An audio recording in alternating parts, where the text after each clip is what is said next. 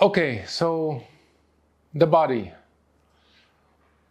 Everything that I've talked about in other videos, or everything I'm going to be talking about in the future, in terms of working with emotions, working with intellect, spirit, unconscious, all of these areas, which I'm thinking about them as different areas or zones, they all live in the body.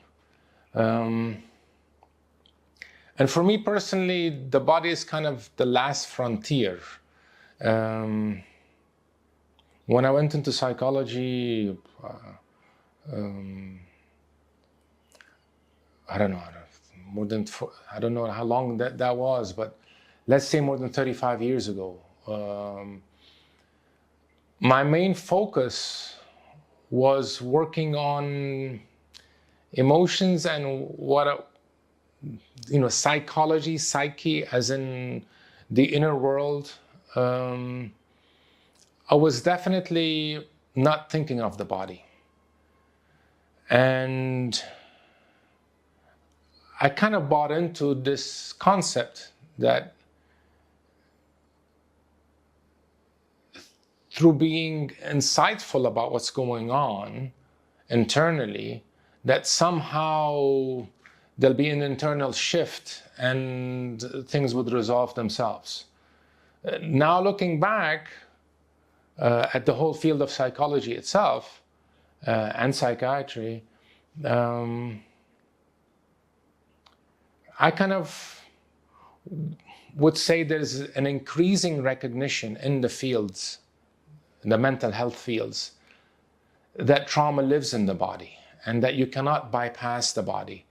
And talk therapy alone is not enough because trauma lives in the body. So it's about going beyond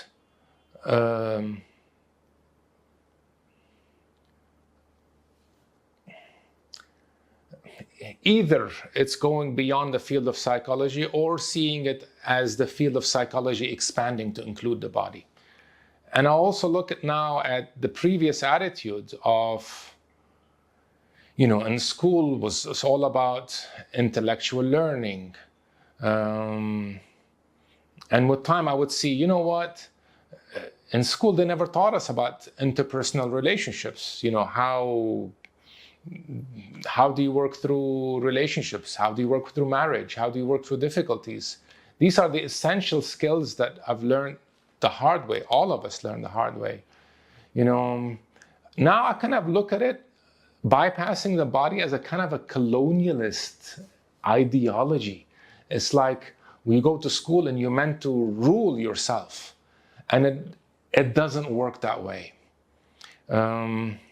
To a certain extent, when things are healthy, you can put an intention and do it. But the difficult thing about depression and trauma is that things stop being under my fingertips. I could no longer will myself to even do the stuff that I liked. So it's been a slow education for me, at least once I got out of the field of once I graduated, somehow I was opening up to alternative ways to supplement what I've learned. So initially, working with the body felt like there were areas outside the field of psychology. Being introduced to the work of Peter Levine, for example, Waking the Tiger. All of that is being a slow education. And also a slow education in what kind of therapy do I choose for myself, and also working with clients. So all the areas that I was working on slowly, like emotions and intellect, with time I would start getting an education of how they interact and how they affect the body. In a way, Eastern medicine or Eastern approaches to the body, whether China or India, there is and a recognition that some emotions manifest themselves in specific areas of the body. For example, grief and the chest, anger, liver. I mean, these are not hardcore, this equals this, but it's an introduction to a new way of thinking, of being attuned to the body. And I started to notice it myself. I used to have very difficult lower back problems, and with time, I would notice that it's definitely related to the stress I was feeling at the time.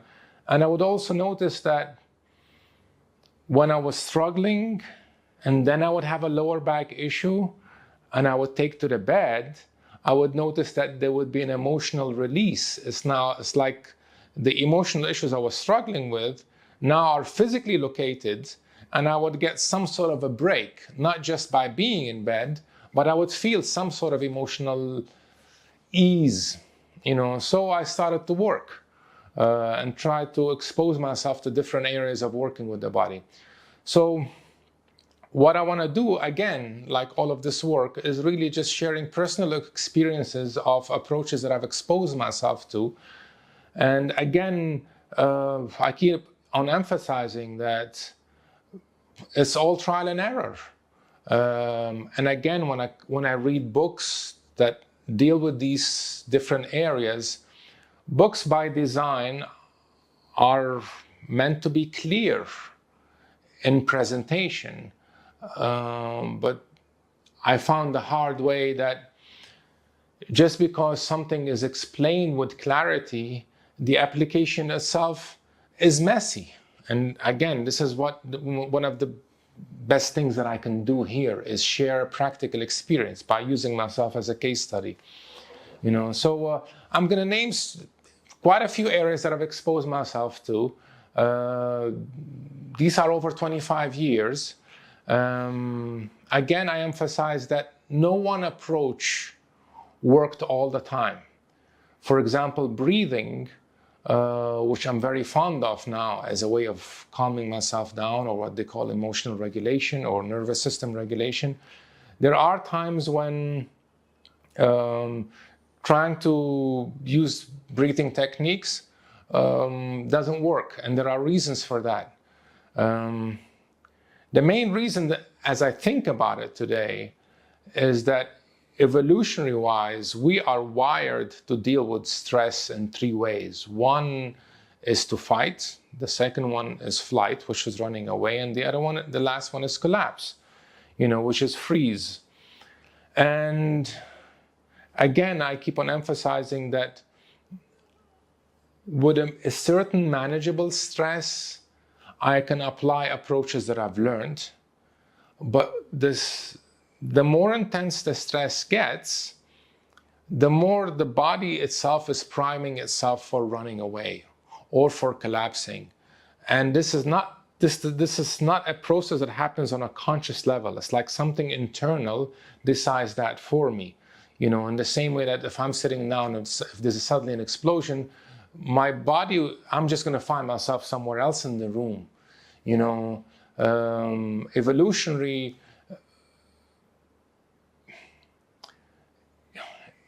if I can imagine a tiger in the very far distance, again, my mind is calculating where do I go. But if the tiger is very near, then something takes over. Why? Because contemplation is slow.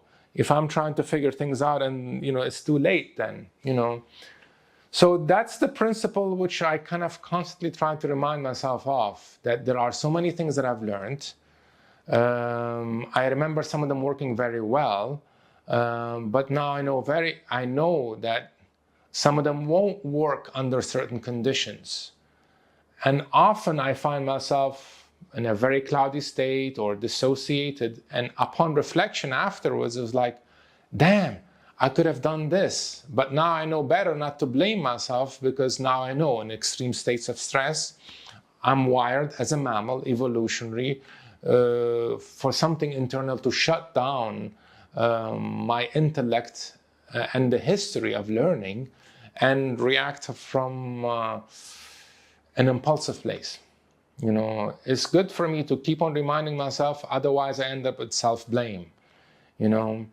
So again, the principle is to be patient and compassionate with myself when I'm thinking back of, well, how could I have dealt with this better?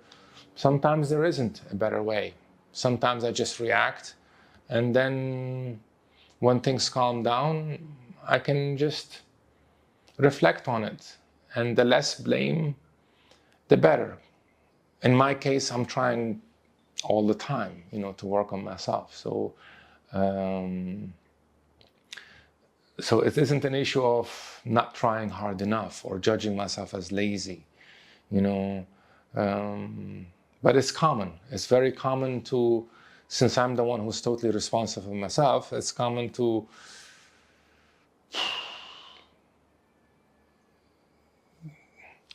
ask myself, how could I have done better? But that's a trap. Sometimes I can't, you know.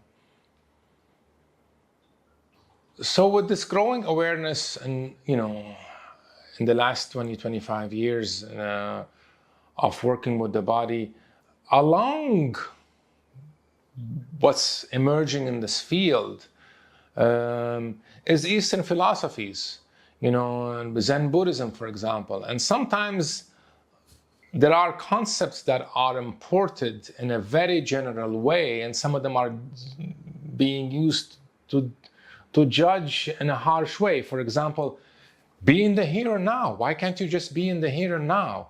You know, and things like, well, the past is gone, the future is not here yet, so you only have the present moment. If it was only that easy.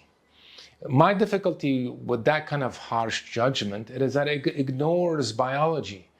It ignores that by design, our bodies and the neurology in it is actually constantly learning from experiences, and is constantly learning how to avoid dangers. And the learning process isn't very clear cut. You know, to give you a rough example, you know, thousands of years ago when we lived in the jungle, you know, or whatever, in the plain fields, but lived in situations where threats of animals. If it looks like a tiger, then something internal is going to react as if it's a tiger. Why? Because if you're waiting to make sure it's a tiger, it might be too late. So the process of learning is rough. And that applies, so there is some kind of generalization going on. You know, visually, if we're talking about colors and shape, there's a generalization going on. It might not be a tiger, but fuck it. If it's a tiger, get the fuck out of here kind of thing. You know, but as far as I'm concerned, that process of learning also applies to anything internal that feels like a threat. And it doesn't have to be visual. It could be emotional. You know, if I grew up with a mom that was a bit scary and she did some things that, even physical movement that looks scary, that movement is going to trigger something. If I lived with a dad who is scary and he wears a certain kind of perfume, that perfume is likely to be a trigger. You know, so the point I'm making here is that there is something, there's a mechanism internally that is learning all the time, and it learns through approximation, and it's not just visual. It's also sense memory, meaning that, you see, one of the most difficult things is being triggered and not knowing what triggered me. Sometimes I can reflect back later, well, why did I end up so overreacting? Well, sometimes I can figure it out. You know, shit, this person reminds me of that person. But sometimes I can't. Sometimes I get triggered and I don't know how I'll get triggered. You know, and one of the good things that I've learned is that the first 5 years in the development of memory for human beings. So the first 5 years, this is a very rough way of describing formation of memory, but for the sake of brevity or clarity for now, the main point for me is that if I want to remember what happened last week, I can hopefully think about last week in a linear way and link up Tuesday to Wednesday to Thursday. What did I have for lunch? That kind of thing, you know. But before the age of 5, it's very difficult to access memories.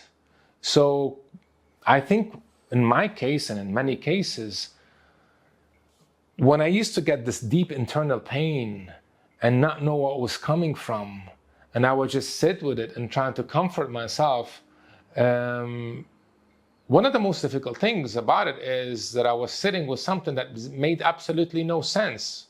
With time, it took me a lot of time to actually accept that you can't know what's going on.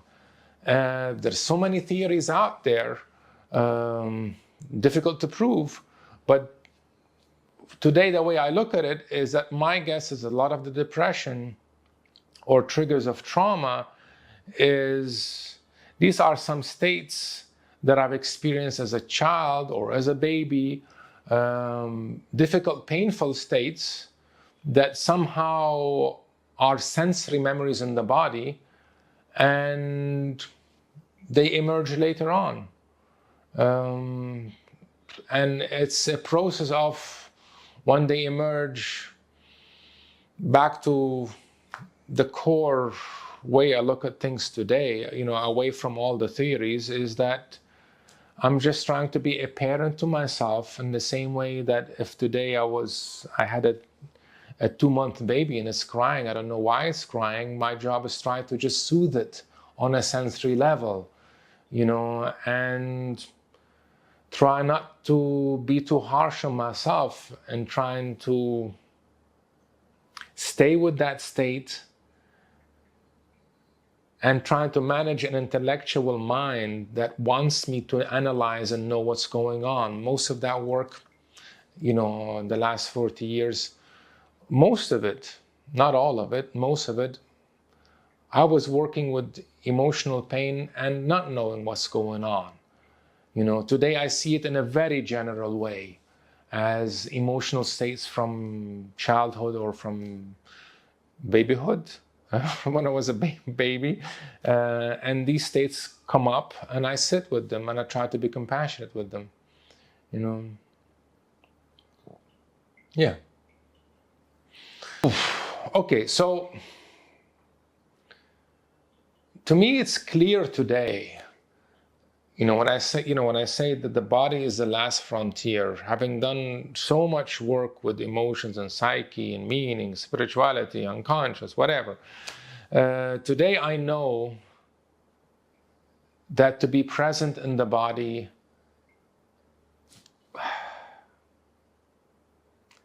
is the ultimate goal. I kind of notice I'm going like this because I still struggle with it. And I guess the most useful thing I can do and share is literally how messy this work is, rather than other approaches that exist out there where some mental health professional is putting their theory out in a way that, well, this is very clear. My main thing that, some of it is very good work, but some of it avoids discussing how messy this work is. So I keep on going back to that. And I think the reason I'm doing all of this work is for those who watched my TEDx talk and found it useful,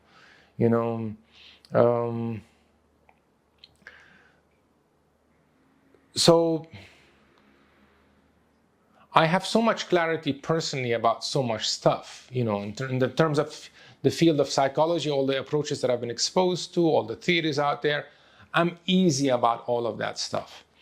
But the body today, being in my body, is still a big difficulty. I'm not there. I I live in a state where there's still a lot of mental fog.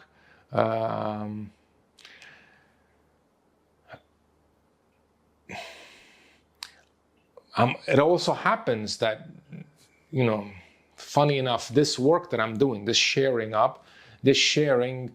also opens up a lot of stuff and it creates chaos. But I'm determined to do it because sharing it, knowing it's helping others, feels good, feels good because it kind of makes it more than just about me, and also helps me revisit it as well, so although, like if I'm not doing this work, I don't know, maybe I would have become more carefree, but at the same time, doing this work also making me revisit areas which are good to revisit because there's still quite a bit of chaos. There's still a discomfort of being in the body. And also I live in conditions today which are tough. Like right now, what's going on in Gaza. That is very painful to witness.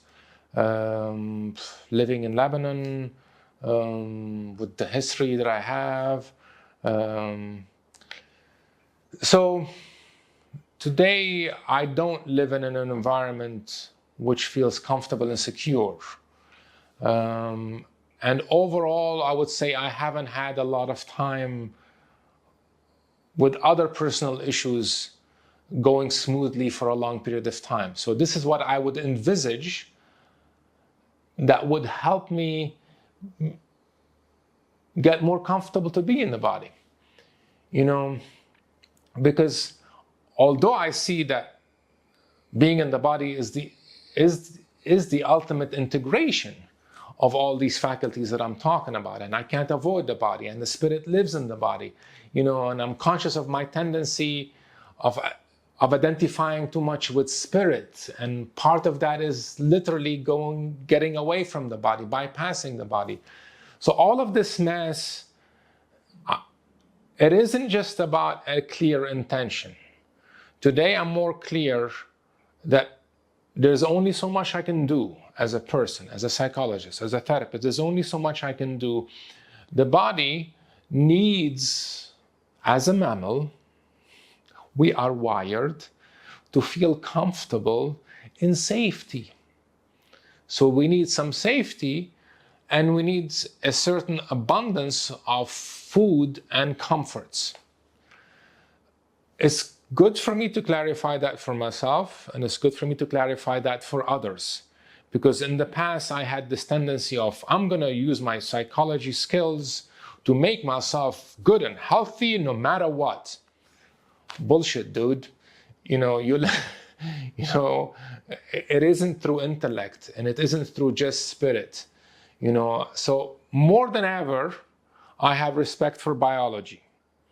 And that's an area that I ignored and bypassed when I went into the field of psychology. When I went to the field of psychology, we had so many modules or areas to learn. There's like statistics, there is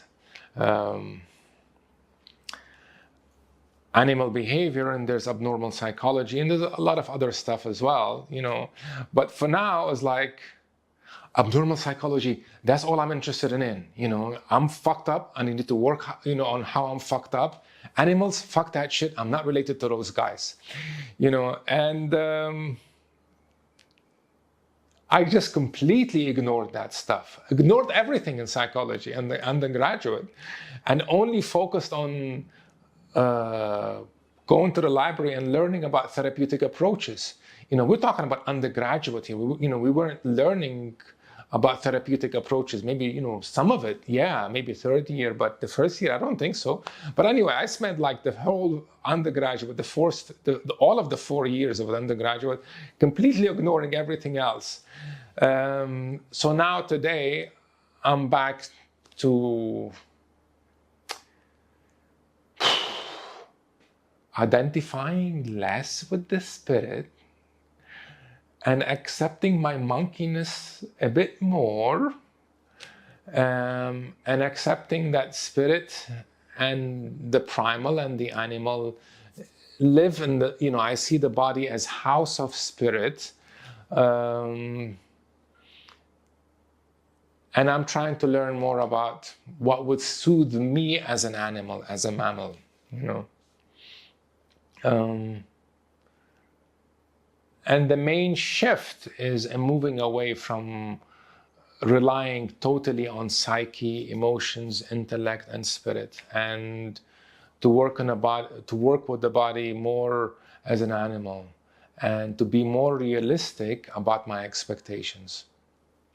So today, I would be very cautious of any therapeutic approach that is working with depression that comes from trauma that does not incorporate physical work.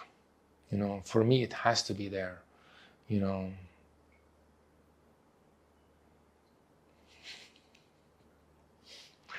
The monkey is laughing. The spirit is laughing too. Okay, so I am now, after at least 40 years of interest in psychology, accept that the body is important. It's the house of the spirit. I'm more of a monkey than I thought. And I need to keep on working on being in the body. Now, there are two issues that I personally need to constantly remind myself of. The first is that from pure evolutionary biology, or from the point of the nervous system, the question is,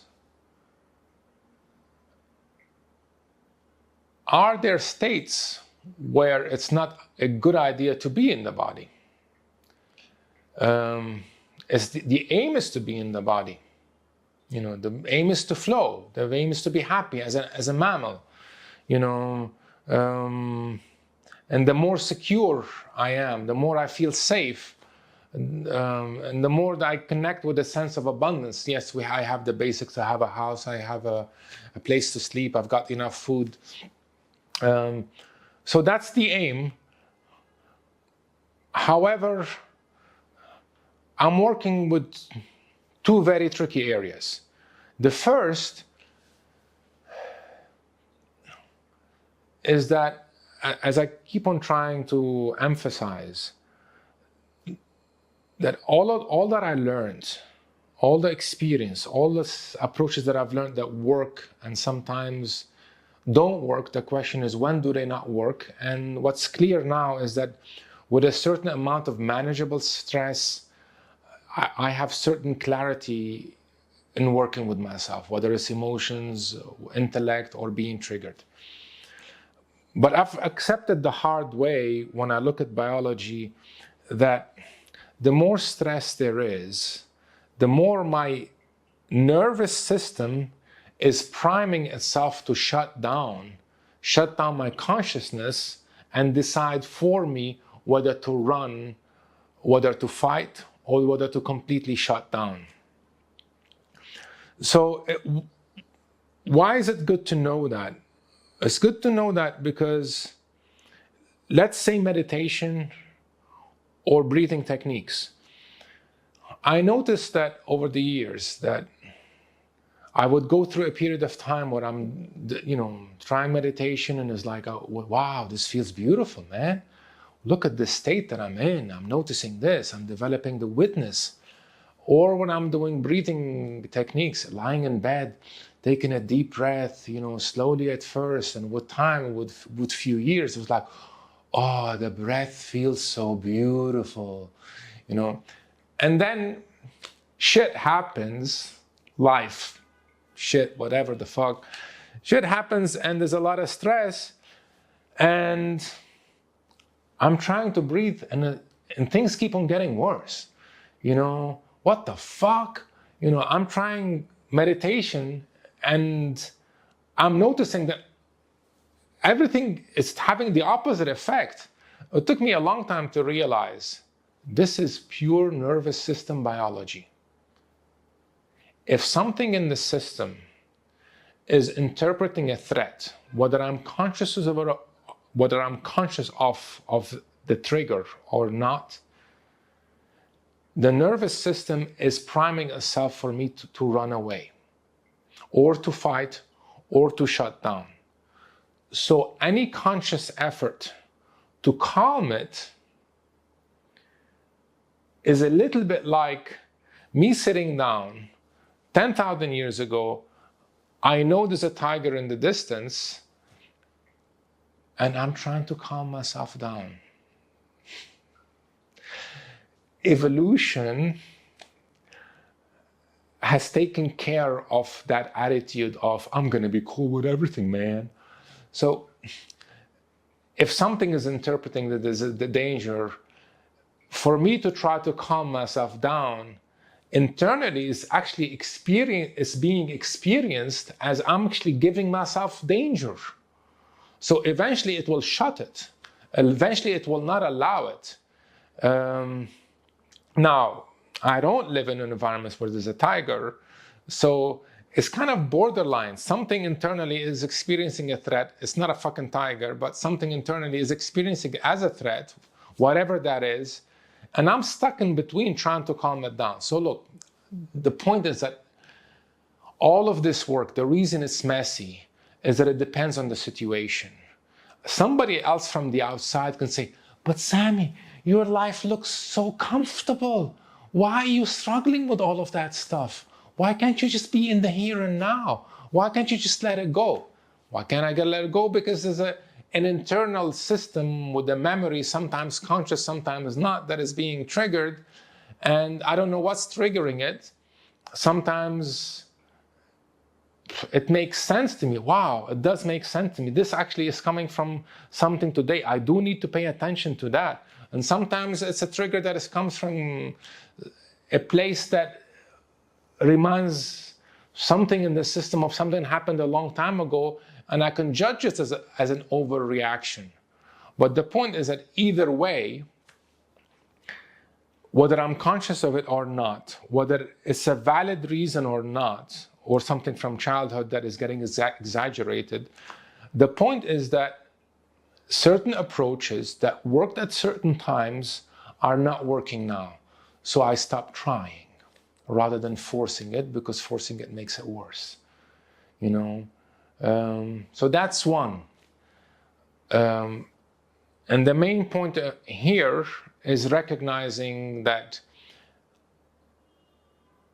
all the knowledge and all the experience cannot force a system through power of will or intellect to calm the system down. Sometimes the system is going to say, we're out of here, dude, or we're going to fight. It decides for me. And it's not a reflection of a weakness on my behalf. So it's more about moving away from a mentality of, I'm going to have total command of my body. This is the army. I'm going to tell it what to do and show it what's boss. So that macho stuff, fuck that shit, man. That doesn't work for me. It doesn't work for me on so many different levels, whether it's with music, whether with interpersonal relationships, and I am not in the field where I need to command my body. Actually, in certain situations, yes. In certain situations, if there's anybody that I'm worried about, or there is something I need to do, like take the harshest example of the divorce cases that I've been through and prioritizing my daughter. Sometimes it's like, fuck how I feel. I need to do this. I know it's going to hurt me. I'm going to do it anyway. So there are situations where it's necessary to overpower what's going on. But that tends to be extremely exhausting and only works for emergencies. and it's very depleting. So this work is over, for my case, for more than 30, 35 years. Most of it is very gentle. Most of it is just trying to not overpower the body and trying to tune into what's going on and work gently. Okay, so look, maybe this is, yeah, let me think. So the main points is the nervous system will decide for me, will shut me down. Certain times, approaches like breathing doesn't work. Try not to force it. Overall, try not to force things, but sometimes I have to force things, but these are rare situations, and to recognize that they are depleting, and with time they're damaging. You know, do it if it's necessary, but overall the approach is try to be gentle. Yes, that's it.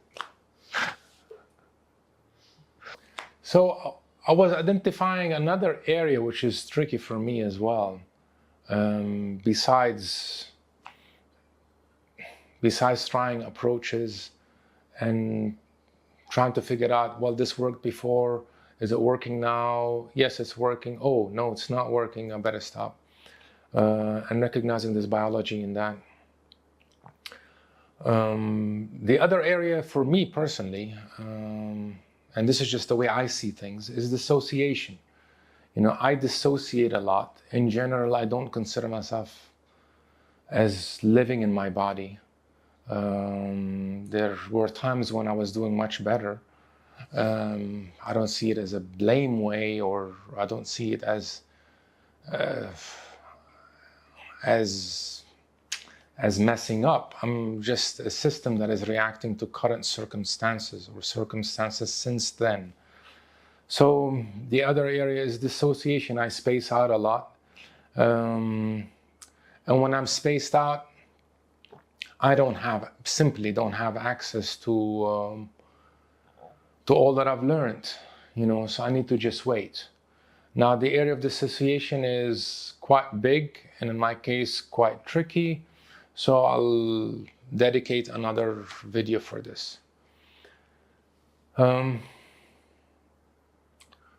What I want to do now is just name, just as an introduction, a lot of areas that I've tried and have worked, and sometimes they don't work.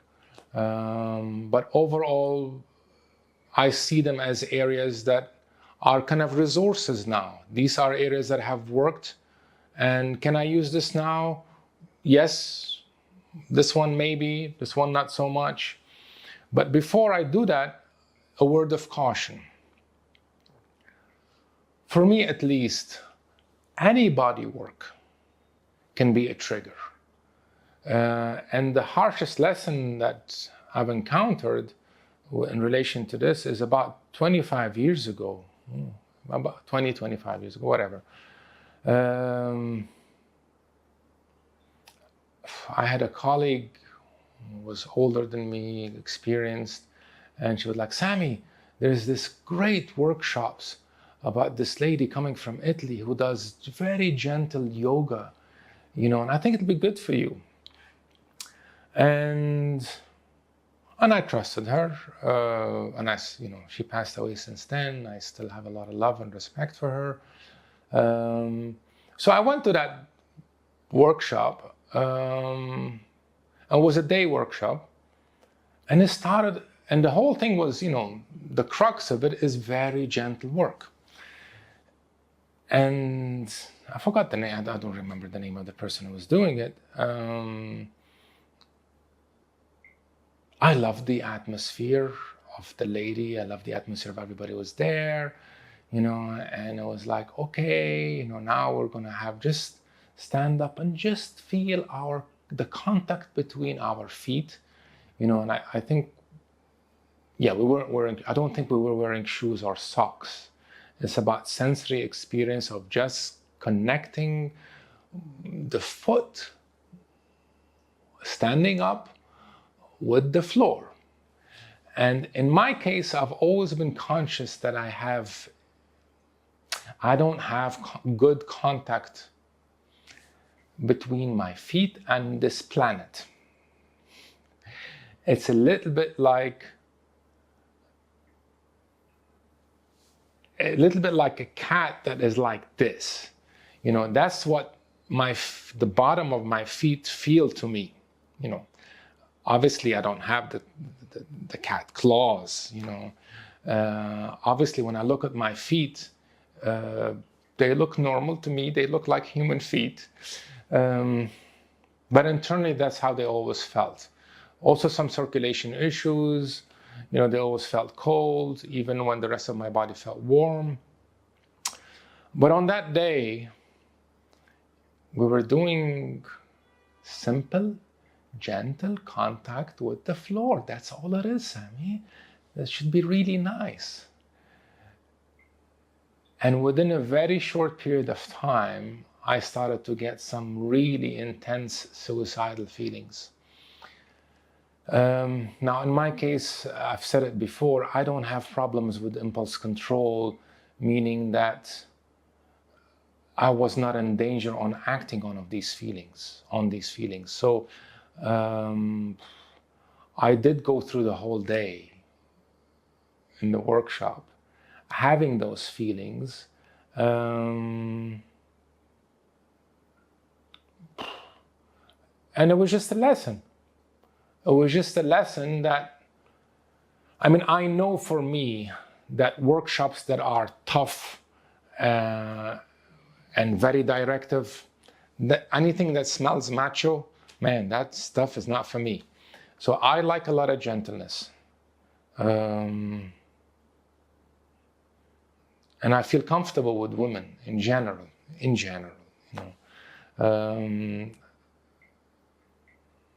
you know, I'm conscious of mother issues, dad issues, and all of this stuff. But for that day, it was a lesson that sometimes gentleness can wake up deep trauma. And I don't see that day as not good for me. I mean, in my case, since I don't have problems with impulse control, that day was a great lesson. But also it was a lesson of how difficult some of that work is. And it was a lesson of where you can try stuff, it can trigger you, and triggering you doesn't necessarily mean that it's bad, or it just means that so much can come up and you just need to be conscious of that. And I cannot control how much comes up. I could not have anticipated that this was going to happen. And I kind of parked it, you know. And a few years later, I was exposing myself to all other type of body work, like yoga, for example. And I met this, I forgot her name. She was a really lovely person, you know, and I committed to 6 hours, 6 sessions with her. There was something about her presence that was so gentle and safe, you know, and I was looking forward to it. It ended up being very difficult. It ended up being more emotions that I was comfortable with were coming up. But by then I was more resilient, more resourced to work through this level of pain that was coming up. I stuck to the 6 sessions, but then decided that's enough for now, you know. So that's an important thing to bear in mind. Whatever approach I try, it is trial and error. It is experiential. It isn't about the mind trying to control the body. It's just the opposite. It's about actually letting go of the hold of the mind as a system to rule the body, or trying to engineer different states. And again, like this is, this is why this work is very tricky. It's trial and error. It gets uncomfortable. Discomfort is not necessarily a bad thing. The question is how uncomfortable, how untriggering it is. Is it completely throwing me off? So I was glad I did it. I'm glad I stopped. And all the work, everything that I'm sharing with you, all of it is messy.